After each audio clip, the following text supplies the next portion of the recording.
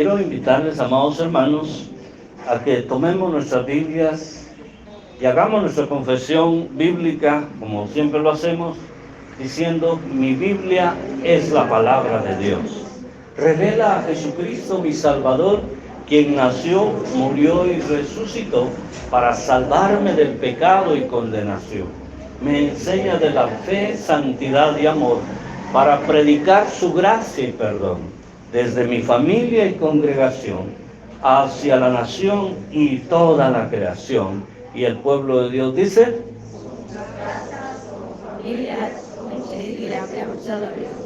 y somos imitadores de Cristo. Muy bien, vayamos a Mateo, por favor, capítulo 26 y verso 52. Mateo 26, 52. Nuestro tema para hoy es en la voluntad divina. Quiero que alguien valiente me diga el tema del año en este lado. No, en este lado. ¿Perdón? Muy bien. Ahora sí, en este lado, el tema de la serie. Orando sin cesar. Ahora todos juntos, el tema de hoy. Ya se los dije, en la voluntad divina. Entonces, imítame porque yo imito a Cristo orando sin cesar en la voluntad divina. Eso quiere decir en la voluntad de Dios. Les dije Mateo capítulo 26, los versos del 52 al 56.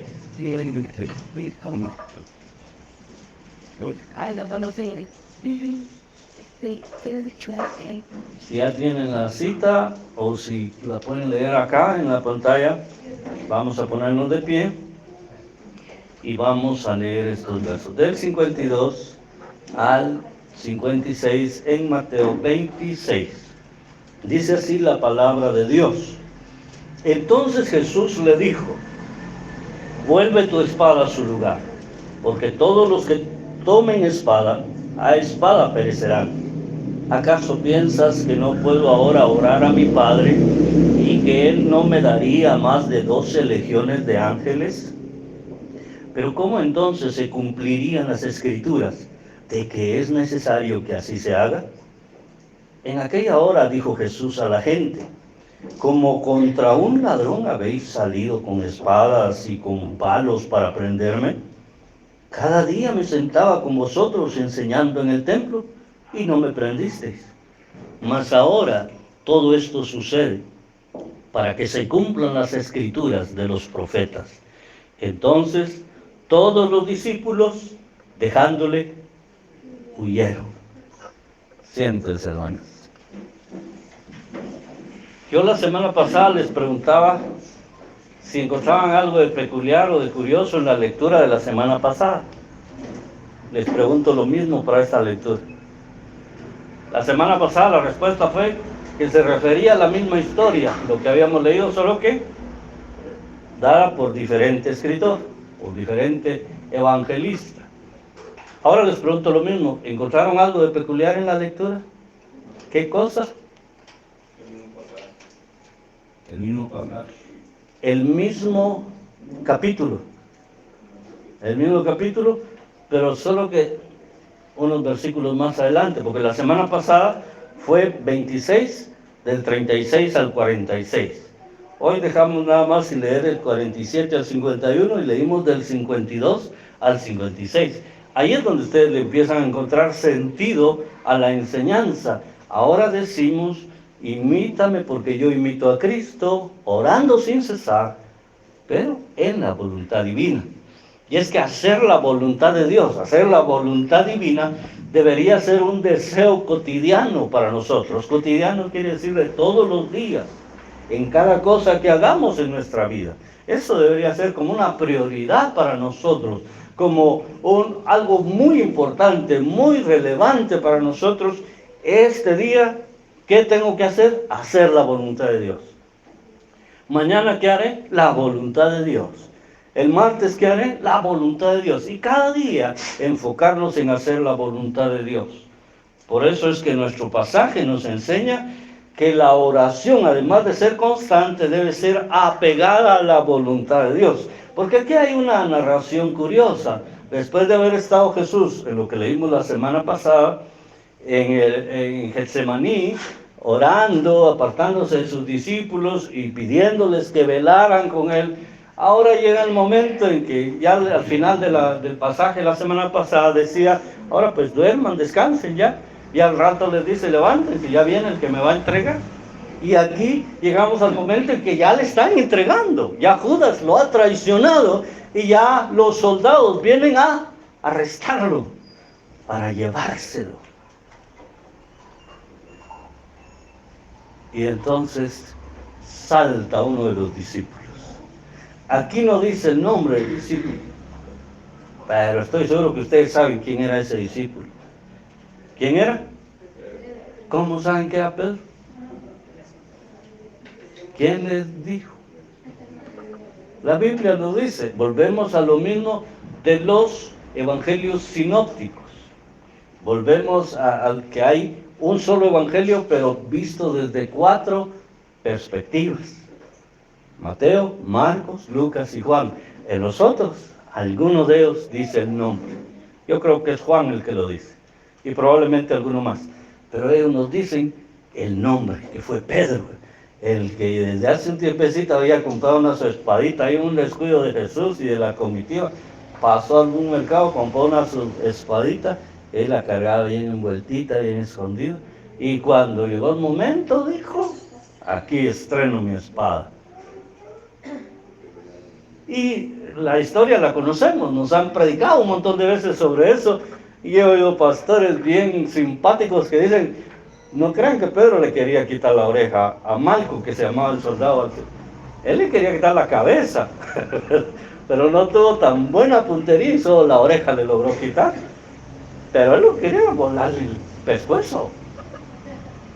Como sea, lo importante es que hubo un hombre impulsivo que hizo uso de esta acción que se llama violencia para defender a Jesús. Tenía una excelente intención. ¿Cuántos de ustedes, hermanos, si al pastor de la iglesia, no voy a decir a su pastor, al pastor de la iglesia le están queriendo hacer algo, cuántos de ustedes correrían a defenderlo? Levanten la mano, mejor no. ¿Cuántos hermanos, si al líder de su grupo le quieren hacer algo, ustedes lo irían a defender? Sí. Porque se mete a clavos y que mire cómo sale. Pedro tenía una excelente intención.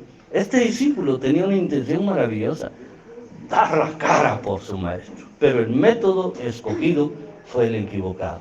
Y en este pasaje entonces lo que vamos a aprender es que la oración que hacemos sin cesar en la voluntad de Dios, en la voluntad divina, en primer lugar, no apoya la violencia. Porque Jesús de inmediato le dijo, le ordenó, guarda tu espada, guarda esa espada, porque aquel que toma espada va a morir a espada. Ya nos lo han dicho desde otras esferas, desde otros escenarios, los políticos, los revolucionarios. Violencia engendra violencia. Y eso lo vemos en cualquier lado. Y este hombre, con la mejor intención, quería defender, pero el Señor mismo lo detiene. En vez de decirle, gracias Pedro, qué buena onda, diste la cara por mí. Me defendiste, guarda esa espada. Y a cambio de la violencia que hizo Jesús, que esto no está registrado en este evangelio, le sanó la oreja al otro, mostrando compasión, mostrando amor, no violencia, a pesar de que era uno de los que se lo iban a llevar. Aquí vemos, hermanos, que la oración sin cesar, ¿de dónde venía Jesús? De haber estado orando, de haberle dicho al Padre, Padre, si puedes, pasa de mí esta copa, pero no se haga mi voluntad, sino la tuya. Él estaba enfocado en hacer cada día la voluntad de Dios. Es más, Jesús le llamaba a la voluntad de su Padre mi comida. Mi comida es que yo haga la voluntad de mi Padre, decía. Y se imaginan ustedes para que diga uno, mi comida, porque la comida es algo tan importante para el ser humano. El alimento, las viandas, como decíamos el miércoles, son tan importantes para el ser humano. Y entonces le ordena, vuelve tu espada a su lugar. Es decir, cálmate, tranquilo, Peter, no actúes violentamente. No debemos estar causando acciones violentas, sino acciones que vayan llenas del amor en el Señor, que es lo que Jesús hizo de inmediato, sanando la oreja de aquel. Sin embargo, hermanos, tenemos que reconocer que nosotros muchas veces nos vemos orillados a reaccionar con violencia. ¿Alguno de ustedes lo ha hecho alguna vez que ha reaccionado violentamente? ¿Alguno le ha pasado, hermanos? ¿Verdad que nos pasa? Nos suele pasar. Pero yo espero que ustedes no sean de los creyentes que todavía tienen su pistola en la casa, que usan armas de fuego. Yo he oído de creyentes en Cristo, de cristianos, que usan armas de fuego. Puede ser que tengan licencia para usarlas, no lo sé, pero la pregunta es, ¿para qué la quieren? Si son cristianos no le van a hacer daño a nadie. ¿Para qué quieren la pistola? Defensa propia, hermano. Pues Pedro podría haber alegado aquí defensa propia o defensa de mi maestro, pero no lo hizo. Hermano, si usted tiene una pistola en su casa, sería bueno que hoy la vaya a sacar y la vaya a vender. Y trae el diezmo de lo que le den, por favor, para llenar los sobres. Es que es una tentación. ¿Cuántos casos hemos oído de personas que tienen un arma en su casa y se descuidan y la dejan al alcance de sus niños? Y viene el niño jugando con el hermanito, ¡pic!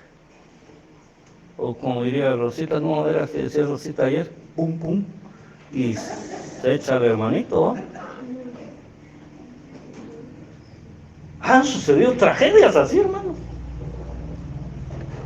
El punto aquí es que si nosotros somos gente de oración, gente que imitamos a Jesús, orando sin cesar, pero lo hacemos buscando la voluntad divina, no deberíamos tener cosas que puedan prestarse a ejercer violencia. Voy a decir esto con mucho temor y temblor. Conozco cristianos que tienen a sus niños entrenando karate, en gimnasios de karate, de kung fu y esas cosas. Y cuando les ponen su cinturón negro, morado, no sé qué, ahí publican las fotos. Orgulloso de mi bebé, ya es cinta negra. Yo desde chiquito era cinta negra porque no me bañaba. Pero la cinta negra la tenía aquí en el pescuezo.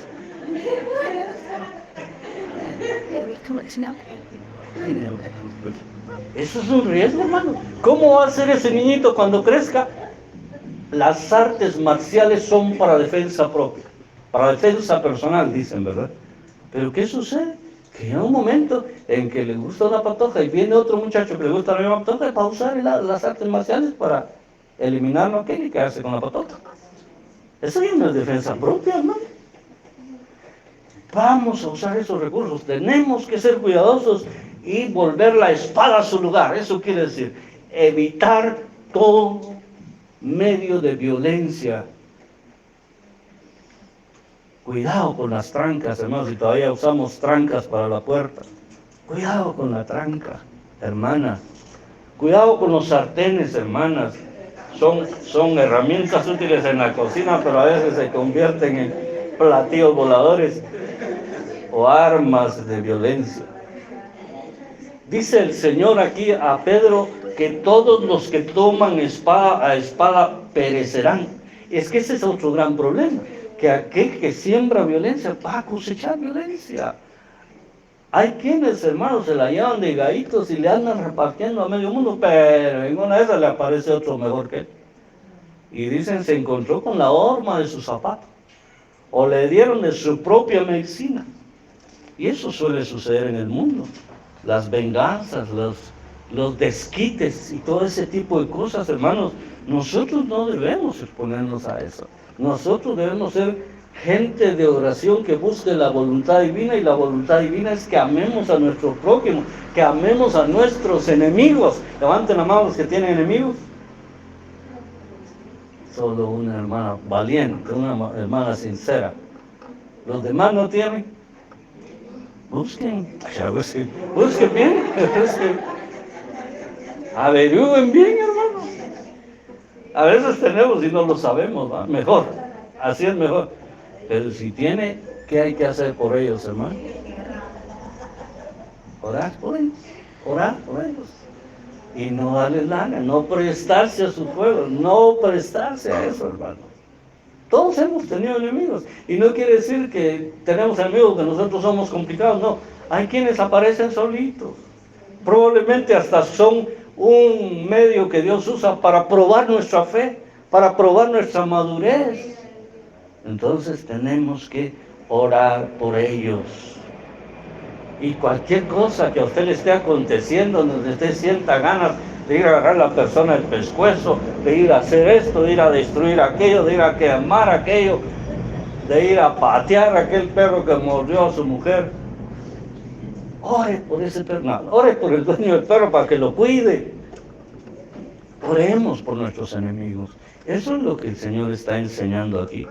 Y yo sé que algunos de ustedes estarán, los que han leído la Biblia, dirán, hermano, pero yo recuerdo que en la Biblia hay unos salmos que se llaman los salmos imprecatorios. ¿Y cuáles son los salmos imprecatorios? Son aquellos salmos donde el salmista está pidiendo que Dios castigue a sus enemigos, que venga juicio sobre ellos, que pase esto y que pase lo otro. Quiero decirles dos cosas en cuanto a esos salmos imprecatorios. Primero, que fueron escritos dentro de un contexto de la ley mosaica. Y nosotros no estamos en la ley mosaica, nosotros estamos en la gracia. Jesús vino a cumplir la ley y Él vino a mostrarnos su amor. La ley decía ojo por ojo y diente por diente. ¿Qué dice la gracia? Si te dan en una mejilla. Y como mi hermana Julia es Mejía, pone el lado González. Mejía González. Eso dice la gracia. Claro que poner la mejilla no es literal, hermano. Ustedes le dieron uno que va a perderme aquí para parejarme. No, es orar, es amar a nuestros enemigos.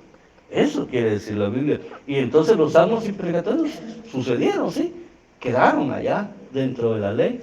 Y además, dándole una mirada a esos salmos, la mayoría fueron escritos en el contexto profético de lo que iba a suceder con nuestro Señor Jesucristo, lo que le iban a hacer a Él, lo malo que le iban a hacer, y entonces el juicio iba a venir sobre esas personas que le hicieron mal a Él.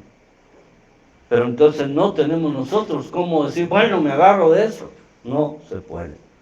La segunda cosa que aprendemos acá es que la oración sin cesar en la voluntad divina acepta la voluntad divina. Versos 53 y 54 de nuestro pasaje dice: ¿acaso piensas que no puedo ahora orar a mi Padre y que Él no me daría más de 12 legiones de ángeles?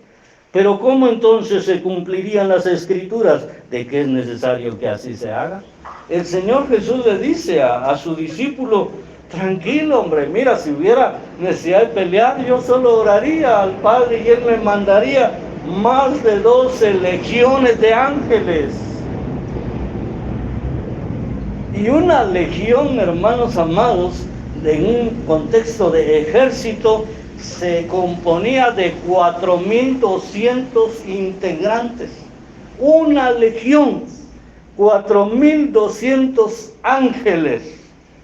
Pero Él dice, no me mandaría más de 12 legiones. Entonces le queda la tarea multiplicar 12 por 4.200 y ahí me manda el resultado por el chat. Él decía, si yo tuviera que defenderme ahora, mi Padre me podría enviar toda la ayuda necesaria y no me llevarían arrestado. Pero entonces, ¿cómo se cumplirían las Escrituras? Y las Escrituras tenían que ver con la salvación de las personas. Si Jesús no llegaba a la cruz, si Jesús no cumplía su misión hasta morir en el Calvario, hermanos, no había chance de salvación para nosotros, porque entonces no hubiera pagado el precio de nuestro pecado. Por eso Él, con mucha claridad y quizá con dolor en su corazón, Él dice: si hago esto, ¿cómo se cumplirían las Escrituras? ¿Cómo pasaría entonces que todo esto que es necesario acontezca, que se haga? Miren el verso 54. Pero ¿cómo entonces se cumplirían las Escrituras? De que es necesario que así se haga. Notemos que Él apela a no orar. Él está pidiendo, Él está enseñando que no hay que orar por una acción violenta. Hermanos, nosotros no podemos permitirnos el lujo de orar para que le pase algo malo a las personas, por más que ellas se hayan portado mal con nosotros. No, por favor, hermanos, ahí estamos equivocados. Si hemos de orar en la voluntad divina, pidamos para que Dios les ayude a ellos, les cambie su corazón. Sé que no es fácil, porque aquí estoy diciéndole yo a hermano Armando, está orando por los que se robaron su moto. Sí, hermano, se van a estrellar en la moto. Eso es lo que no debemos hacer. Usted, que lo asaltaron el otro día en el bus, está orando por esas personas. Aquellos que nos han hecho mal de una o de otra manera. Hasta familiares nuestros nos han hecho daño a nosotros. ¿Qué hacemos, hermanos, por ellos? Oremos por ellos. Ayer yo platicaba con un hermano, y aquí está el hermano, de alguien que lo ha tratado mal. Tiene que estar orando por él, hermano.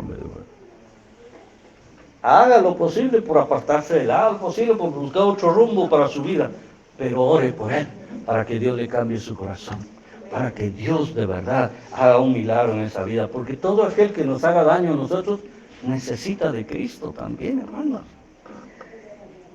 Yo no creo que aquí hayan ex ladrones, no sé si aquí hay ex mareros, no sé si aquí hay ex asesinos, no sé si entre nosotros hay ex violadores o ex violadoras, pero se ríen las hermanas. Pero hermanos, Dios ha tenido misericordia. Si ese fuera el caso, que no lo creo, aquí solo vemos unos ex borrachitos, unos ex marihuaneritos, unos ex fumadores y, en fin, ex traideritos, ex traideritas, etc. Pero Dios nos ha perdonado todo. Y Dios ha tenido misericordia de nosotros, pero Él quiere tener misericordia de aquellos también. Entonces, ¿cuál es nuestra responsabilidad al orar sin cesar en la voluntad divina? Pedir que Dios extienda su misericordia para ellos. Así que, mis hermanos, la oración es el centro de la voluntad divina. Cuando oramos nos estamos conectando con el corazón de Dios, hermanos. Hemos dicho siempre que orar es hablar con Dios, pero eso ya parece ser una definición demasiado simple. Lo decimos así cuando estamos discipulando, cuando estamos enseñando a un nuevo creyente, pero la verdad es que la oración es la conexión de nuestro corazón, de nuestro espíritu con el Espíritu de Dios. Ayer enseñaban los líderes en su grupo que es entrar en un ambiente espiritual, es conectar lo físico con lo espiritual.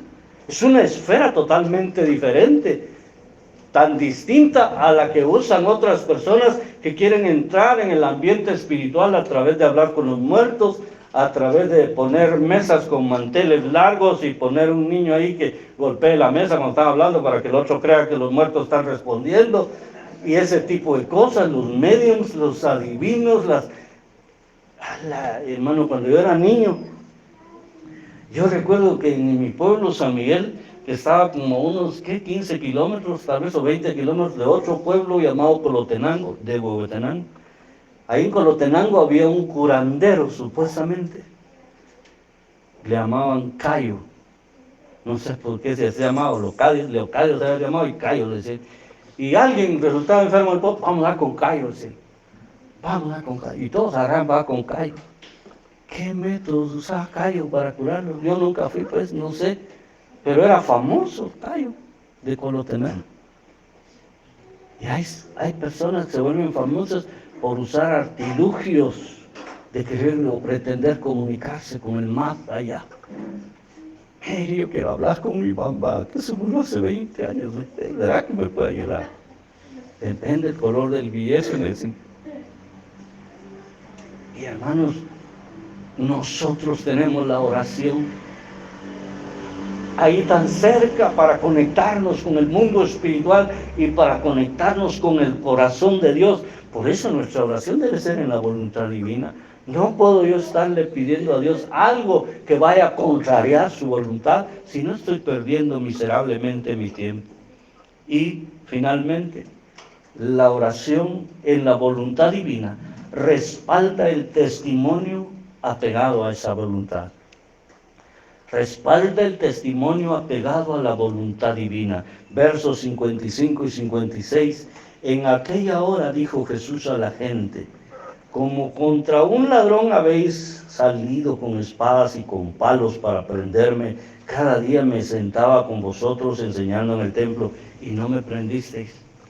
Mas todo esto sucede para que se cumplan las escrituras de los profetas. Entonces todos los discípulos, dejándoles, huyeron. Miren, ahora el Señor Jesús deja de hablar con el que le voló la oreja al otro. Al hablar con él se estaba dirigiendo a sus discípulos, pero luego cambia y se dirige a los que lo van a arrestar. Que por supuesto a ese momento aquellos estaban paralizados de asombro. Primero de que él haya reprendido al que lo quería defender y luego que haya sanado al que lo quería arrestar. Estaban sorprendidos y pendientes de sus palabras. Y ahora Jesús se dirige a ellos y les dice: mire cuánto tiempo pasé yo sentado enseñando en el templo y ahí estaban ustedes y nunca me arrestaron. Y ahora vienen con palos y con piedras ahí como que yo fuera perro con rabia. ¿Por qué? ¿Por qué ahora? Y él mismo les da la respuesta. Pero todo esto acontece una vez más. Ahora se los dice a ellos para que se cumplieran las escrituras. O sea, que la oración, hermanos, que ha estado él haciendo, respalda el testimonio que se apega a esa voluntad de Dios. Ahí está, no se pierde, no se aparta ni a derecha ni a izquierda. Y él se los declara ahora como un testimonio más de que los planes de Dios se cumplen sin faltar una sola jota, sin faltar una tilde, sin faltar nada. Los planes de Dios deben cumplirse y nosotros debemos facilitar que la voluntad de Dios se cumpla en nosotros. Y el pasaje termina con una nota muy particular: la actitud de los discípulos. ¿Qué hicieron? Dice. ¿Qué habría hecho usted? ¿Qué hicieron los discípulos, hermano? ¿Qué hubieran hecho ustedes? No, yo sí me quedo. Yo hubiera salido primero corriendo. ¿Por qué salieron huyendo? Primero, porque tenemos que entender que humanamente ellos estaban viendo el escenario muy difícil. Si ya arrestaron a Jesús y Jesús no permitió que Pedro lo defendiera, que Pedro es el que fue de niño al gimnasio de karate, ¿y qué va a pasar con nosotros? Entonces aplicaron el refrán: patitas, ¿para qué las quiero? Y zafaron vuelta.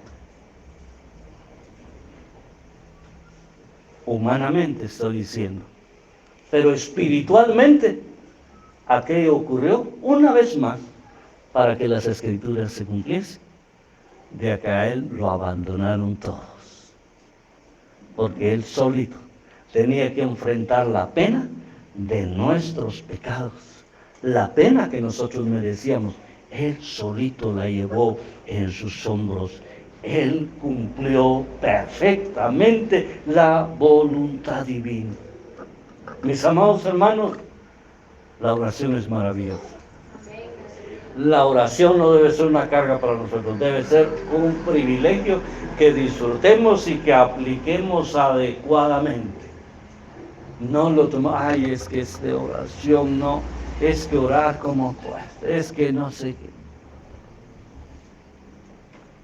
No veámoslo como la oportunidad de conectarnos con el Señor.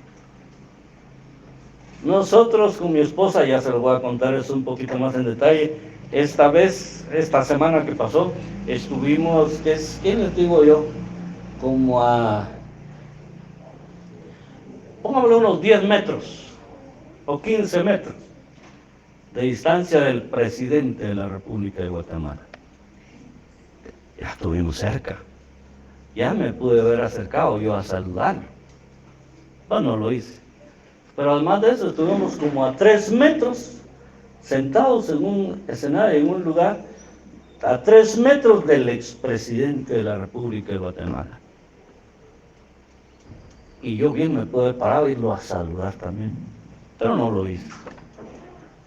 Pero cuando uno se junta con personas importantes, estuve como a 5 metros del pastor Cash Luna. Bien pude haber ido, decirle que me pasara un poquito de oración, que me diera el saco, pero no lo hice. Y estuve cerca de otras personalidades importantes. Pero la oración no nos pone a 5 metros, a 10 metros del Señor, nos pone en su presencia misma, nos hace entrar en la esfera de su perfecta voluntad. Y yo quiero orar para que nosotros valoremos eso, que entendamos eso y lo valoremos, porque entonces vamos a valorar la oración y entonces vamos a querer imitar más a nuestro Señor. Que es tu fidelidad que lleva mi vida más allá de lo que puedo imaginar. Y sé que no puedo negar que tu mirada puesta en mí